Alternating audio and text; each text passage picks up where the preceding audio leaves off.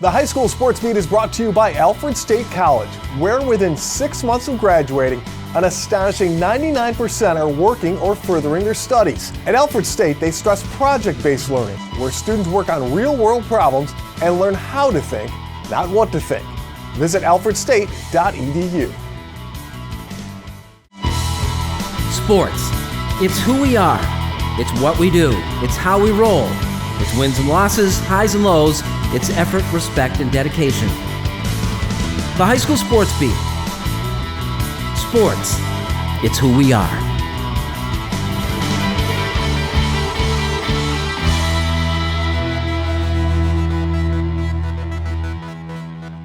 Hello, everybody, and welcome to the High School Sports Beat, brought to you by Alfred State College. I'm Dave Yates. We begin our look at Section 5 sports this week with our opening story, brought to you by Sticky Lips Barbecue and Juke Joint. Sticky Lips Barbecue Juke Joint, New York State's largest barbecue restaurant right here in Rochester. See our menu and live music calendar at StickyLipsBBQ.com. Sticky Lips BBQ, Jefferson Road in Henrietta. We start this week with the newest member of the Hilton Cadets cross-country team. His name is Braiden Wingrove, and he just competed in his first race this past Monday. What makes this an amazing accomplishment is that Braiden is blind.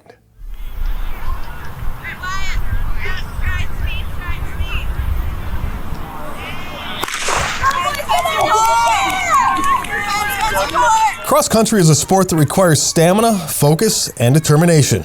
The athletes are running over uneven terrain on trails that are full of divots, roots, and other obstacles. It's grueling and difficult under any circumstance. Now, imagine doing it without being able to see.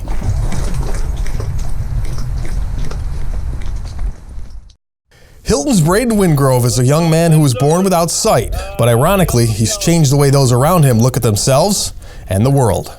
It's very fun being over here running the cross country team. It was an opportunity for me. I'm very excited for Monday. I think it's going to be a good experience. It's spectacular. It's definitely a teaching highlight of my life. So it's awesome to come out here every day. He's so passionate, and for us to share that is awesome. I don't know, it really makes me happy that he's trying, and people who can do a lot of things, or who aren't like Braiden, they don't want to do it either because they, it's too much work, or they just don't want to do it. But Braiden, he doesn't really see that.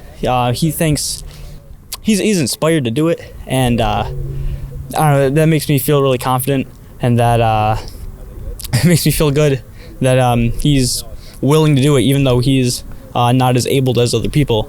But that doesn't discourage him, and it just makes me really happy. This season I'm actually out injured, so this is my senior year, but it gives me a chance to work with Braiden. I worked with Braiden last year during musical for Stage Crew. He was in the show. So I've met Braiden before, but this gives me a chance to work with him more than I have in the past and work closer with him. Since I'm out, I can focus on his season with him. So it works out for him and for me, and it's great having him on the team. Childs and Braiden run the course together, connected by a small rope. It's how they stay connected during the competition, but they formed a bond almost from day one. Him and I met in the hallway. We started to talk about running, my passion for running and his passion for running. And I said, we got to make this happen. So Coach Dritzy, Coach Merkel, everybody got on board, and it's been phenomenal. Definitely a learning curve, but he's teaching me a lot. So a lot of trust and communication. He started working out on the track last year, but it wasn't until recently that they went venturing off to get ready for cross country. So we've been practicing mainly on the track, and then we moved out to the fields. Last week we spent the first time on a trail. So we talked about different techniques with the tether and grabbing my elbow and kind of guiding them through and slowing down on some spots and then speeding up on others. And usually I have to hold him back because he wants to go for it. Braiden hasn't shied away from putting himself out there. He took part in the school play last year, another thing that many people with all of their senses wouldn't even think of trying, and something that makes him even more of an inspiration. I love it. I wish that more people would go after difficult things and challenge themselves to push themselves harder than they can, And with him, it's a whole new thing. Like, he can't see, and he's going over these uneven grounds, up hills, across bridges, gravel where it could shift under him. And he's just going for it and attacking it fiercely, and I think it's great. The seed for this was planted by school nurse Annie Grasso, who met Braiden last year when he was a freshman. So I met Braiden last year. I was a ninth grader, right, Bray? Yep. He used to come to my office a lot, and my boys ran cross country, and I remember seeing a student out of Fairport, I think it was, who was blind and was running, and I immediately planted a seed in his mom's ear. And then we got in touch with the athletic director here, and we started asking Braiden if he was interested, and he said he was. I was up for it. He was up for it. So, and then Mr. Child stepped up to the plate, and just together we've collectively gave this kid an amazing opportunity, and it's been a blast. This kid has heart. I mean, it was amazing, absolutely amazing. We kept driving. I had to slow him down at a couple times, but we worked through the routes. We practiced the course the other day, so it was all him. It was just an amazing thing to do.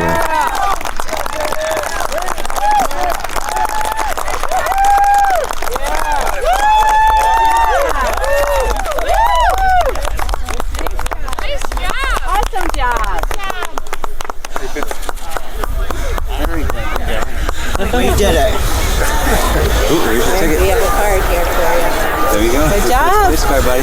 Woohoo! To see him coming down the chute to finish there and having everybody lined up cheering for him, what did that do for you? It just fills my heart. I mean, it just does. It's amazing. It made me feel very comfortable, and they gave me a lot of encouragement to keep going. But now he's part of a team, feeling more included and proud. The guys welcoming you onto the team and being part of the team, and how nice it is to be. It makes me feel comfortable the way they welcomed me on the team. Once again, it was just a great opportunity for me.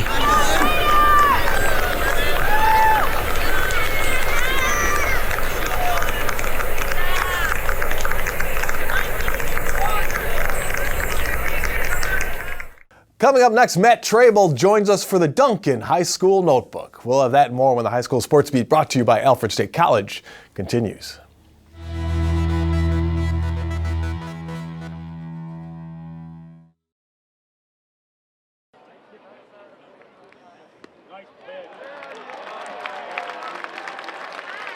This cinnamon sugar pumpkin latte looks amazing. Yeah, it's so good. Yeah, I wish I were this creative. Oh, I'm not that creative. Oh, wow.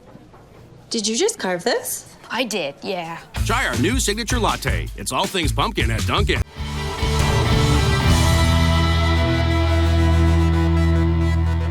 Hello, everybody, and welcome back to the High School Sports Beat, brought to you by Alfred State College. I'm Dave Yates. It is time now for the High School Notebook, brought to you by Dunkin. America runs. I'm Dunkin, and once again, we are joined by Matt Trabold. Matt, good to have you. Thanks for having me.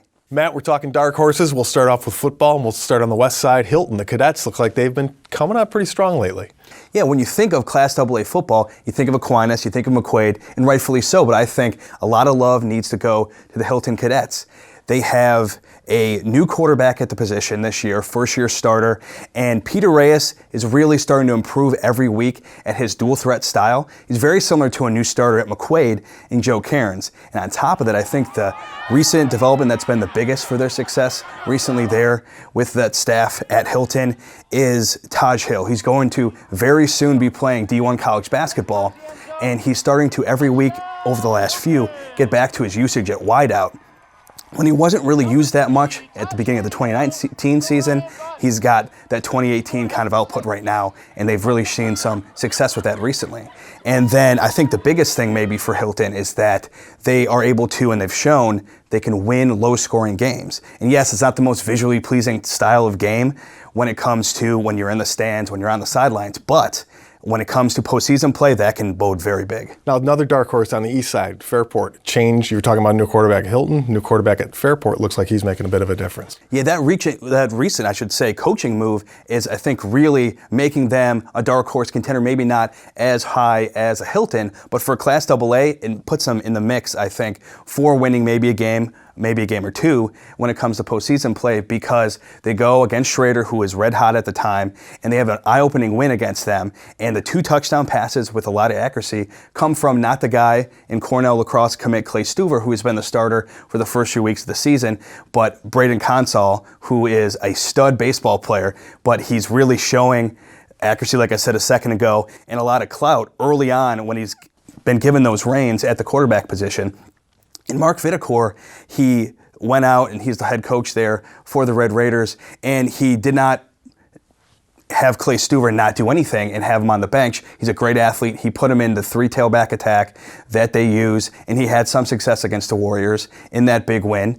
And that's why he's such a well-respected name in the area, in the state. He has a venture in New York State Prospect, I think is the name, and that's what he really has very good talent evaluation and shows there. Obviously. And now let's switch gears a little bit. Let's talk some girls soccer and another dark horse, though. Rush Henrietta looks like a team that could do some damage once we come to the postseason. Yeah, so only 5th right now in the Class AA standings, but I think it's very promising that they've had at least a competitive nature in terms of the scoreboard in all but one game this season. They have good wins against Hilton, against Fairport, and they have up front Uma Donzo, who is the younger sister of someone who was a basketball star to a certain degree at North Star Christian a few years back, in Shaka Donzo. And up front on the soccer pitch, she is a very successful pure striker. She has over 40 points this season. And then a fellow junior of hers and captain midfielder Courtney Rowe, when the ball gets to the middle third and the attacking third of the pitch there for the Royal Comets, it's going through her. I think you got to watch out for them. All right, sounds great. It's always fun this time of year. I mean, when you're talking about the end of the season and the playoffs coming up, it's a great time of year to be watching high school sports. Thanks, Matt. As always, great stuff. We are back with more of the High School Sports Beat, brought to you by Alfred State College, right after this.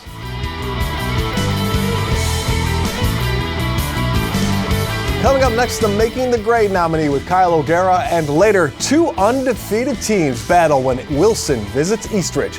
We'll have that story when the High School Sports Beat, brought to you by Alfred State College, returns.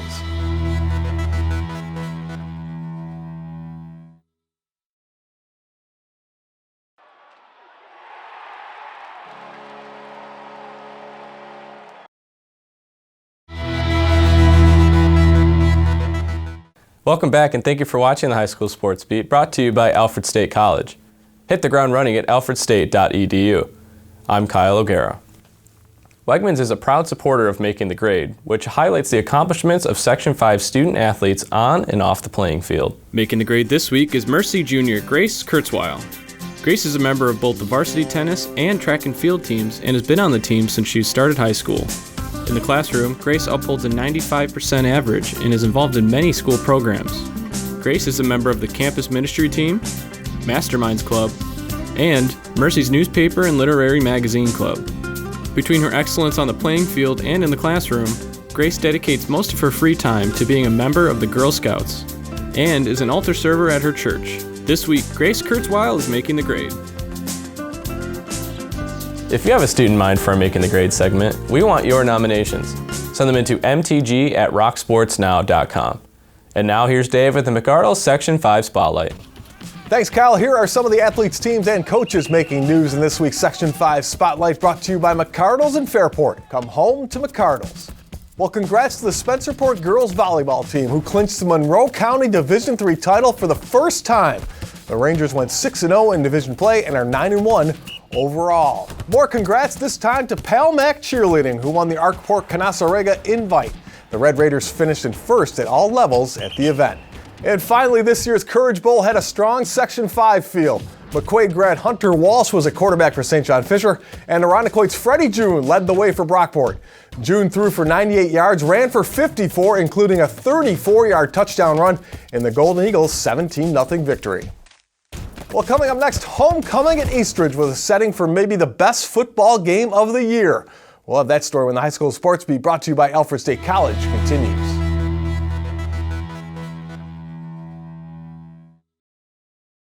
Came now to Eichel. He floated one.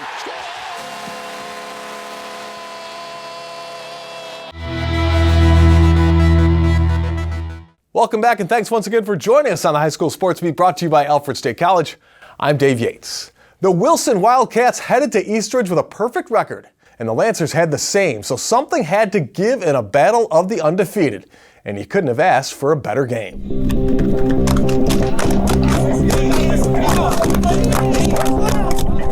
Usually a team tries to schedule a cupcake for their homecoming game, a team they can handle easily and make it just part of the celebration. For Eastridge this year, that wasn't the case. It would be a showdown of the only 2 unbeaten teams in Class A as the Lancers hosted Wilson. And this one didn't disappoint. 2 great offenses going toe-to-toe.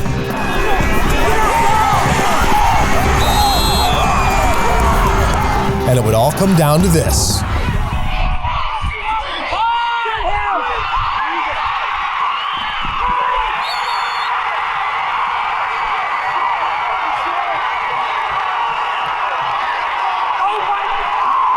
Fourth and goal from the Lancers 3, and Jakir Moore, coming around the end, is stopped a yard short.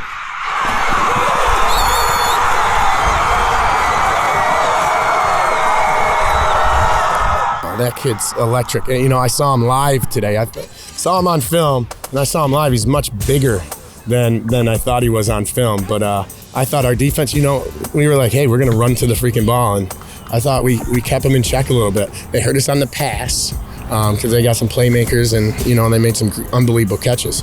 But as far as, you know, keeping them in check in the run, we didn't give up many big plays. That was a goal of ours. That's really defense win games. That's what I was telling my team the whole game. Defense win games. As long as we can stop them, we'll win. Like I told the kids, you know, you're a foot away from everybody jumping up and down. You know what I mean? So it's one of those ones where you give them, like I said, give them credit because, you know, we tried to get them to jump to get it a little bit closer. If we get them to jump down there in the goal, and it's hard as a defense not to jump sometimes that close because they're itching to make a play. And we were hoping we could get a little bit closer, and, you know, that was the difference. You know, they made a good play defensively against, you know, one of the fastest kids in the state. That's not easy to do. It was a nice tackle on the sideline. I mean, and we came up just that little bit short. That stop was made by Sher'ron Davis, who had a little extra incentive. The Lancers had made a 4th down stop a few plays earlier, but Davis was flagged for face masking, giving the Wildcats another chance. It was a play before that where we had the stop, but they called a flag on me, 15-yard face mask. So I knew I wanted that stop to get it back because I knew I didn't do it. So anything could happen, and I just wanted to make that stop. 4 downs earlier, we thought we had him stopped. And then there was a face mask penalty. So I think I'm very proud of my kids that we were able to overcome that call. In the beginning of the year, I don't know if we were at that level. Now we're in week 5, and that tells me that we're getting better both mentally and, you know, physically with the game of football. Because I think in the beginning of the year, we might have lost it and just, you know, blamed the officials for an awful call. Instead, we got on the ball, got the call, and played some tough D. The go-ahead score came on a 5-yard run by Torres, one of 3 for him on the afternoon. Oh, glory to God! Give God the glory! Give God the glory, boy! Glory to God! His 3 touchdowns were matched by the Wildcats' Braiden Clark.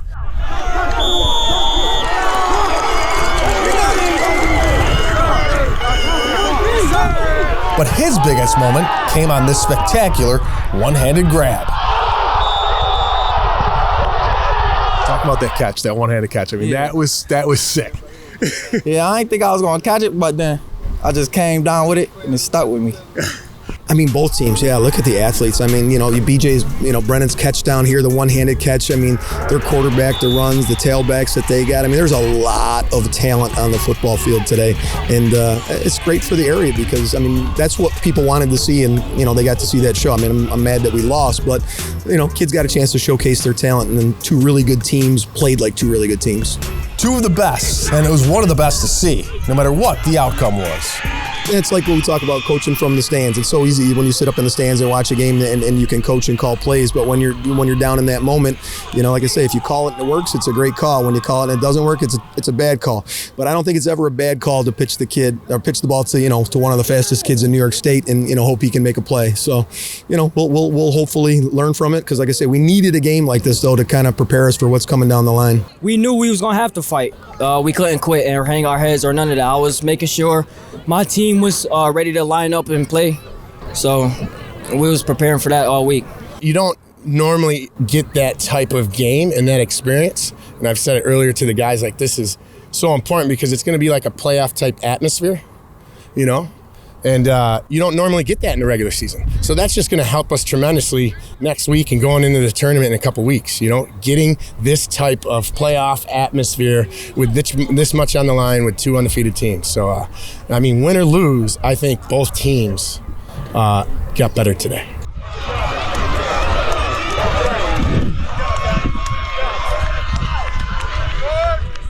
We'd like to thank our sponsors, especially Alfred State College, for making the Sports Beat possible. We'd also like to thank the athletes, teams, and coaches in Section 5. Thanks for watching, and we'll see you again next week.